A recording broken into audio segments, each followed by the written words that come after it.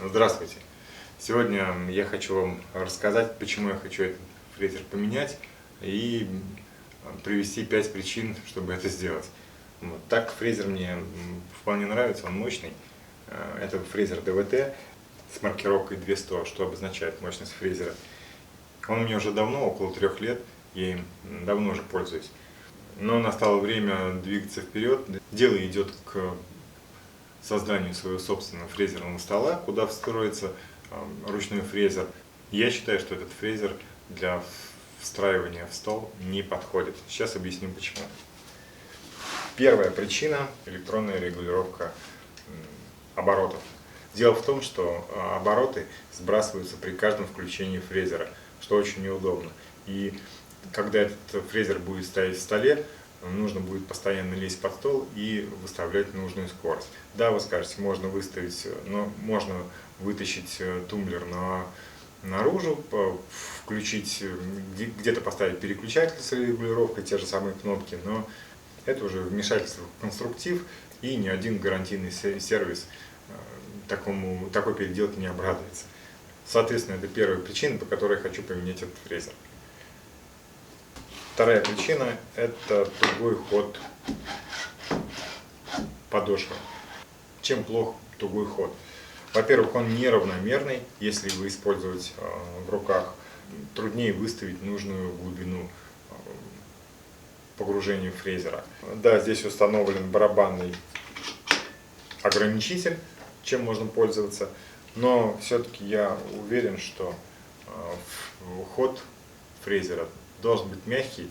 Это напрямую влияет на точность и на удобство использования этого фрезера.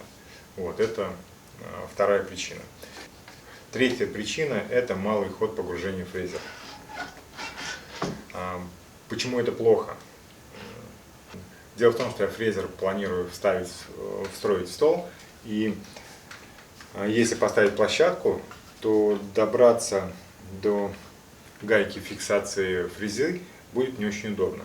Во-первых, здесь кнопка не очень удачно, я считаю, расположена фиксации вала. А во-вторых, это нужно будет ее зажимать, и добавляется к тому, что нужно будет ключом лезть к этой гайке, и замена фрезы будет такая, не очень простая, достаточно сложным и неудобным процессом. Поэтому я уверен, что гайка фиксации должна немножечко даже выпирать, чтобы было удобно откручивать. Ход можно увеличить, возможно, сняв вот этот ограничитель. Это резиновый отбойник, чтобы не было лишних ударов. Если его снять, то примерно на сантиметр ход фрезы увеличится. Но я не уверен, что его можно снимать. Не знаю. В общем, напишите, пожалуйста, в комментариях, можно ли убрать этот отбойник, на что это повлияет, если его убрать. И вообще, как вы думаете, достаточно ли этого расстояния, чтобы комфортно менять фрезы?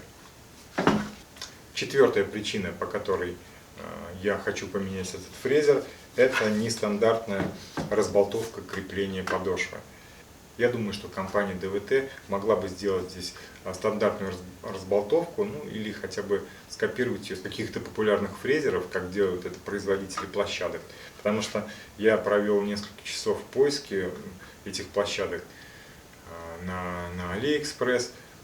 Дело в том, что их превеликое множество, и они удобные, там есть и с разметкой уже, и с регулировкой глубины, с интеграцией лифта. Но вот на свой фрезер под эту разболтовку я ничего не нашел. Да, вы скажете, можно сделать это все самостоятельно, можно по шаблону сделать пластину, и она будет также работать, к примеру, но хочется поставить какую-то более удобную пластину, чтобы можно было без проблем этот фрезер туда установить. К сожалению, вот есть такие трудности. Они решаемые, но я думаю, что можно было бы сделать и по-другому. И, наконец, пятая причина, по которой я хотел расстаться с этим фрезером, она может быть не такая существенная, но это кнопка блокировки. Здесь обычная кнопка с дополнительной защитой. Я думаю, что если встраивать фрезер в стол, то здесь удобнее была бы кнопка с фиксацией. То есть не просто То есть, чтобы можно было ее зафиксировать во включенном состоянии. Сейчас мне приходится ставить сюда струбцину или зажимать хомутами, но это не очень удобно вкупе с тем, что здесь электронное переключение скоростей и скорость постоянно сбивается на максимум, то это, я считаю, значительная проблема. Возможно, я не прав, так что напишите в комментариях, может быть, у всех фрезеров такие кнопки и не бывает кнопок с фиксацией. В общем, напишите, я буду рад вашим мнениям. Это, собственно, все, что я хотел сказать. Буду рад вашим комментариям. Пишите свои дельные советы на эту тему. С вами я пока прощаюсь. До встречи на моих других роликах на моем канале. Пока.